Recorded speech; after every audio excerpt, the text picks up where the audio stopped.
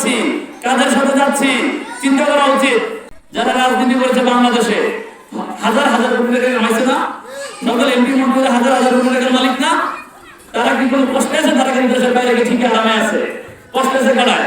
আমাদের মতো যারা সাধারণ মানুষ ওই তাদের কোথায় দৌড়াদৌড়ি করছি, তাদের পিছিয়ে কি করছি? দৌড়াদৌড়ি করছি। তারা কিন্তু এখন আমরা জেল থাকতেছি, এটা করতেছি, ওইটা করতেছি। কিন্তু যারা আমাদেরকে না চাইছে, তাদের পিছিয়ে পিছিয়ে দৌড়াইছে, তারা কিন্তু ঠিকই আরামে আছে। সুতরাং আমরা কাদের পিছিয়ে দৌড়াচ্ছি, কাদের সাথে যাচ্ছি চিন্তা করা উচিত। সে কি আমার ভালো চায় নাকি তার আরামায়েশী জীবনের যাপনের জন্য সে আমাদেরকে দৌড়াচ্ছে?